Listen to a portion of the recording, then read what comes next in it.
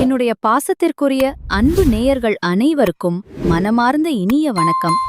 நாம இன்னைக்கு கன்னிராசி அன்பர்களுக்கான பலன்களை தான் பார்க்க போறோம்.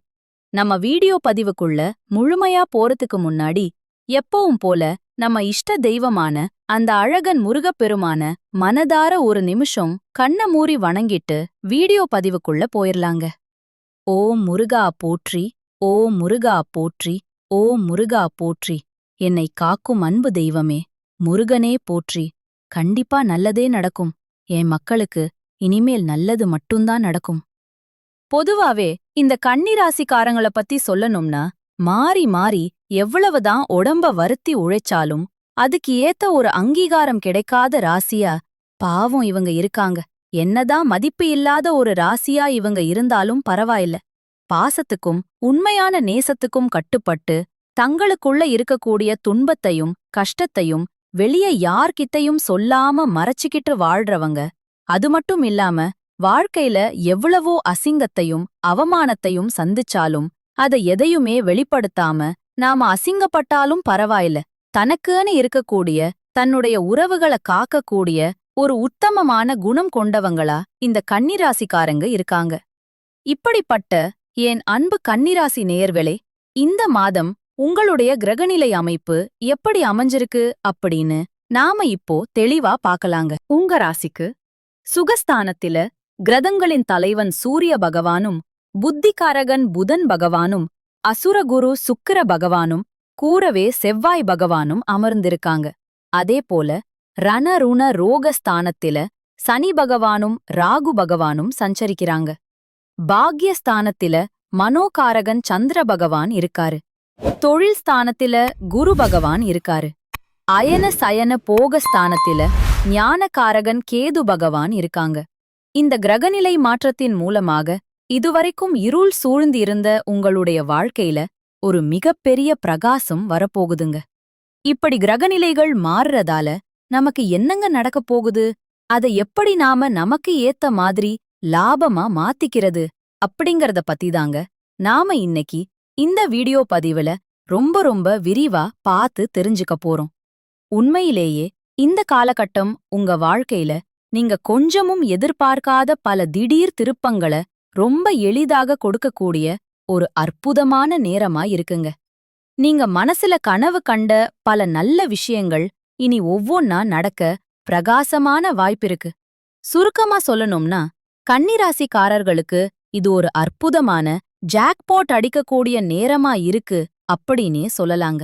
குறிப்பா 5வது வீடான பூர்வீக புண்ணிய ஸ்தானத்தில் செவ்வாய் பகவான் இருக்காரு. 6வது வீடான ரிணருணஸ்தானத்தில் புதன், சுக்கிரன், ராகு ஆகிய 3 கிரகங்களும் இருக்கும்போது எதிரிகளை எப்படி சமாளிக்கிறது, எதை வைத்து யாரை அடித்தால் நமக்கு வெற்றி கிடைக்கும் அப்படிங்கிற ஒரு தெளிவான திட்டம் உங்களுக்கு கிடைக்குங்க. அதேபோல குரு பகவான் 10வது இடத்தில் வக்ரகதி பெற்று இருக்கிறதுனால உங்களை பதவியிலிருந்து துரத்த நினைப்பவர்களை அவங்க பலவீனம் என்னன்னு இடம் கண்டு உங்களால சுலபமா வெல்ல முடியுங்க. இந்த நேரத்துல கன்னிராசிக்காரர்கள் முடிஞ்ச வரைக்கும் மலை பிரதேசத்துல இருக்கக்கூடிய திருத்தலங்களுக்கு போயிட்டு வர்றது ரொம்ப நல்லதுங்க. உதாரணமா சபரிமலை ஐயப்பன் கோவில், திருவண்ணாமலை அருணாச்சலேஸ்வரர் கோவில், திருப்பதி ஏழுமலையான் கோவில், இது போன்ற மலை சார்ந்த கோயிலுக்கு முடிஞ்சப்ப போயிட்டு வாங்க. அங்க போயிட்டு சிவன், முருகன், பெருமாள் அப்படின்னு இவங்க 3 பேர்ல யார வேண்டுமானாலும் நீங்க மனதார வழிபடலாம். அது மட்டும் இல்லாம அறிவுடைய சான்றோர்களுக்கு உங்களால முடிஞ்ச அளவுக்கு விருந்து வழங்குறது, அவங்களுக்கு விருது கொடுத்து கௌரவிக்கிறது, உங்களுக்கு பாடம் சொல்லிக் கொடுத்த பழைய வாத்தியார்களை நேர்ல பார்த்து பாராட்டுறது, அதேபோல படிக்கக்கூடிய ஏழை பிள்ளைகளுக்கு பேனா, பென்சில், நோட்டு புத்தகம் இதெல்லாம் வாங்கி கொடுக்கிறது ரொம்ப நல்லதுங்க. முக்கியமா மருத்துவம் சம்பந்தப்பட்ட துறையில இருக்கிறவங்களுக்கு ஏதாவது உதவி தேவைப்பட்டா செய்யறது. குறிப்பா செவிலியர்களுக்கு, அதாவது நர்ஸுகளுக்கு, அவங்களுக்கு தேவையான உதவிகளை செய்யறது. இது போன்ற உதவிகள் எல்லாம் நீங்க செய்யறதன் மூலமா உங்க வாழ்க்கையில நல்லதெல்லாம் நிச்சயமா அடுக்கடுக்கா நடந்துகிட்டே இருக்குங்க. இதெல்லாம் செய்யும்போது கன்னிராசிக்கு இருக்கக்கூடிய அந்த கடும் கோபம் தானா தணியும். உங்களுடைய பெரும் பகைகள் எல்லாமே விலகி ஓடி போயிரும். மலையில இருக்கக்கூடிய சுவாமி, அதாவது அந்த மலைமேல் குடியிருக்கும் இறைவனின் அருள் உங்கள வாழ்க்கையில அடுத்த கட்டத்துக்கு முன்னேற்ற போறாருங்க. உங்க வாழ்க்கையில இருக்கிற தேவையில்லாத பிரச்சனைகள தூக்கி எறிய வைக்க போறாரு. எல்லா கிரகங்களும் ஒன்னு சேர்ந்து உங்களுக்கு இப்போ சப்போர்ட் பண்ண போறாங்க. உங்க வாழ்க்கையில இனி நல்லதெல்லாம் நடக்கப் போகுது. இது நாள் வரைக்கும் உங்கள வேண்டாம்னு சொல்லிட்டு போன அந்த சொந்த பந்தங்கள் எல்லோருமே இப்போ தானா உங்கள தேடி வரப்போறாங்க. உங்க வாழ்க்கையில பல சுவாரஸ்யமான சம்பவங்கள் இனி அடுக்கடுக்கா நடக்கப் போகுதுங்க. நிறைய பேர், எனக்கு திருமணம் ஆயிடுச்சு, ஆனா இன்னும் குழந்தை பாக்கியமே இல்ல, நான் போகாத கோவில் இல்ல, நான் பண்ணாத பரிகாரம் கிடையாது, எனக்கு குழந்தை பாக்கியம் கிடைக்குமா கிடைக்காதா அப்படின்னு தினமும் கண்ணீர் சிந்திட்டு இருக்கக்கூடிய என் அன்பு கன்னிராசிக்காரர்களே, கலங்காதீங்க. கண்டிப்பா உங்களுக்கு இந்த காலகட்டத்தில அழகான குழந்தை பாக்கியம் கிடைக்கப் போகுதுங்க. அதே போல, நான் படிச்சு முடிச்சிட்டேன், ஆனா என் படிப்புக்கேத்த வேலை இன்னும் கிடைக்கலையே அப்படின்னு கவலைப்பட்டுட்டு இருக்கிற கன்னிராசி இளைஞர்களே, உங்களுக்கு இந்த காலகட்டத்துல உங்களுடைய படிப்புக்கும் தகுதிக்கும் ஏற்றாற்போல ஒரு சூப்பரான நல்ல வேலை கிடைக்கப் போகுது. உங்களுடைய இல்லத்துல எப்பவும் சந்தோஷம் நிலைச்சிருக்க போகுது. உங்களுடைய தீராத மனக்கவலைகள் எல்லாம் இப்போ நீங்க போகுது. உங்க மனசுல ஒரு பெரிய தெளிவு பிறக்கப் போகுது. மொத்தத்துல உங்க வாழ்க்கையே ஒரு சொர்க்க வாழ்க்கையா மாறப்போகுதுங்க. உங்க வாழ்க்கையில இனி வரக்கூடிய காலங்கள்ல தடை, தாமதம் அப்படிங்கிற பேச்சுக்கே துளி கூட இடம் கிடையாதுங்க. நீங்க ஆசைப்பட்டபடியே உங்களுடைய வாழ்க்கையில எல்லாமே நல்லதுதாங்க நடக்கும். சொல்லப்போனா உங்கள் வாழ்க்கையில இந்த மாதம் ரொம்பவே அருமையா இருக்க போகுதுங்க.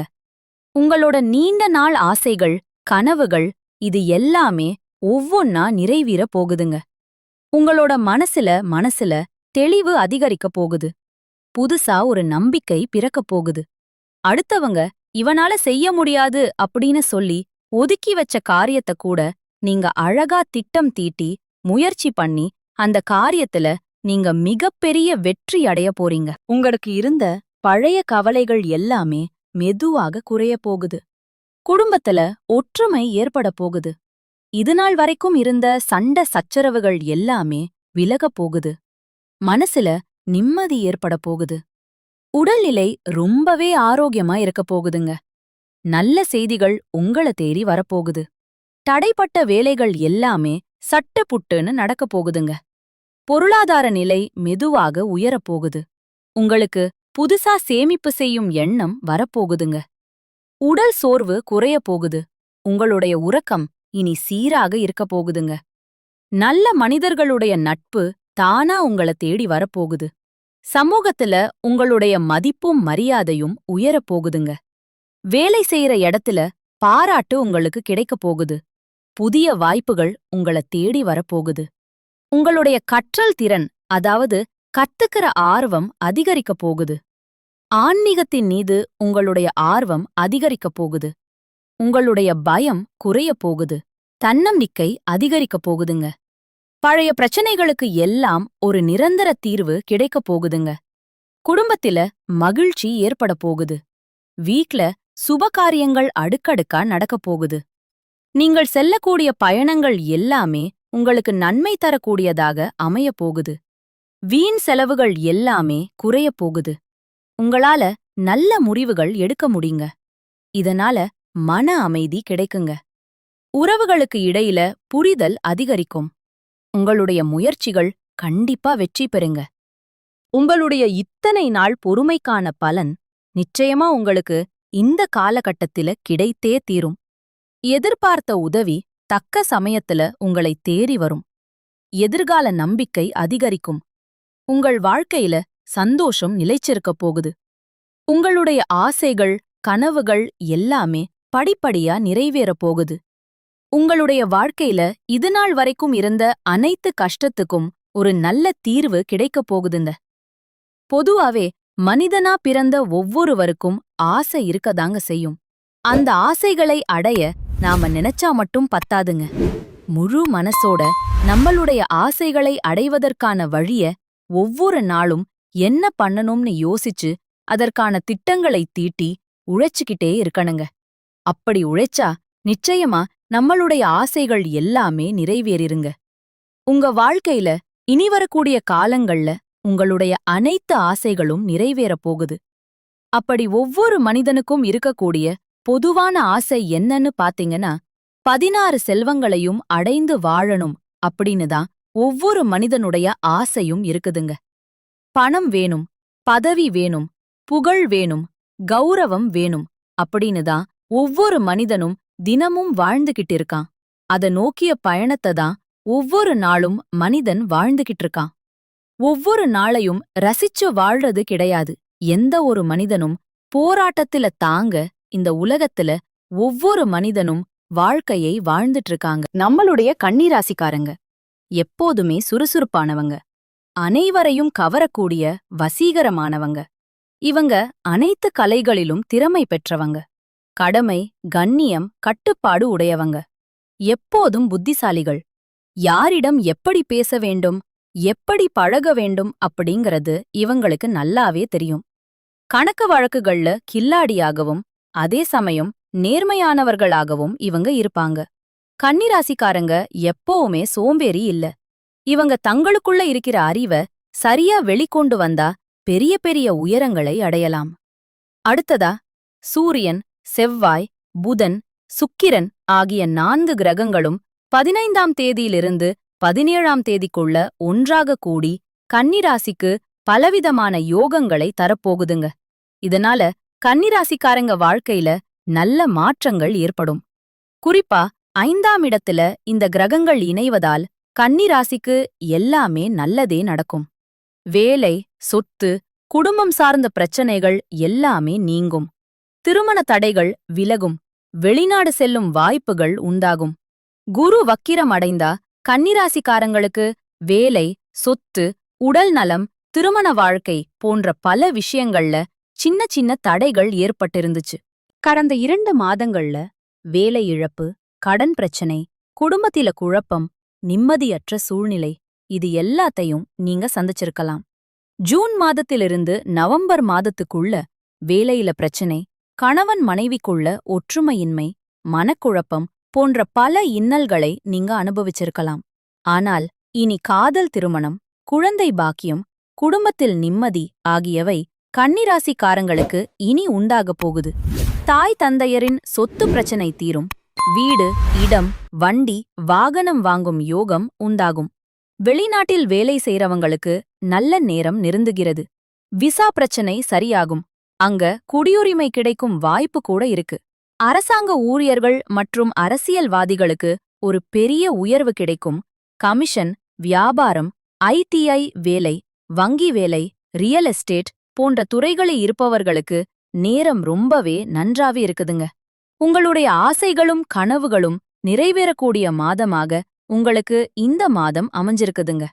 உங்கள வேண்டாம்னு உதறி தள்ளிட்டு போன சொந்த பந்தங்கள் எல்லோருமே இனி வரக்கூடிய காலங்கள்ல உங்கள தேடி வரப்போறாங்க. உங்களுடைய வாழ்க்கைய இனி வரக்கூடிய காலங்கள்ல சொர்க்க வாழ்க்கையா மாறப்போகுதுங்க. மத்தவங்களுக்கு மதிப்பையும் மரியாதையும் தரக்கூடிய கன்னிராசிக்காரர்களே, உங்களுக்கு இந்த மாதம் சாதகமான பலன்கள் நடக்கப் போகுதுங்க. இருந்தாலும் ஒரு சில விஷயங்கள்ல கவனமா இருக்கணும். வீண் பிரச்சனையால மனக்குழப்பம் ஏற்படலாம். அதனால எச்சரிக்கையா இருந்துக்கோங்க. பயணங்கள்ல தடங்கள் ஏற்படலாம். கொஞ்சம் கவனமா இருந்துக்கோங்க. ஆரோக்கியத்துல கவனமா இருந்துக்கோங்க. எடுத்த காரியத்தை செய்து முடிப்பதுல தடங்கள் ஏற்படலாம். எச்சரிக்கையா இருந்துக்கோங்க. வழக்குகள் சம்பந்தமான விஷயங்கள்ல மிகுந்த எச்சரிக்கையுடன் இருப்பது உங்க வாழ்க்கைக்கு ரொம்பவும் நல்லதுங்க. தொழில் வியாபாரத்துல எதிர்பார்த்த வேகம் இருக்குங்க. பழைய பாக்கிகள் வசூல் ஆவதலா இருந்த தடை, தாமதம் இனி நீங்க போகுதுங்க. போட்டிகள் சமாளிக்கும் திறமை உங்களுக்கு உண்டாக போகுதுங்க. உத்தியோகத்தில் இருப்பவர்களுக்கு கூடுதல் பணி சுமை ஏற்படுங்க. சக ஊழியர்கள், மேலதிகாரிகளிடமிருந்து வந்த மனக்கசப்பெல்லாம் இனி மாறப்போகுதுங்க. குடும்பத்தில நிம்மதி அதிகரிக்கும். உங்கள் கருத்துக்களுக்கு மதிப்பு அதிகரிக்கும். கணவன் மனைவிக்கிடையே இருந்து வந்த மனப்பிரச்சனை எல்லாம் காணாம போயிரும். கணவன் மனைவி இருவருமே ஒற்றுமையான வாழ்க்கையை வாழப்போறீங்க. பிள்ளைகளிடம் பாசம் அதிகரிக்கப் போகுது. பெற்றோர்கள் சொல் பேச்சை கேட்டு இனி நடந்துக்க போறாங்க பிள்ளைங்க. பெண்களுக்கு பயணங்களில் எதிர்பாராத தடங்கள் உண்டாகலாம். கொஞ்சம் எச்சரிக்கையா இருந்துக்கோங்க. யோசிச்சு செய்யும் காரியங்கள் சாதகமான பலன் தரக்கூடியதா இருக்குதுங்க.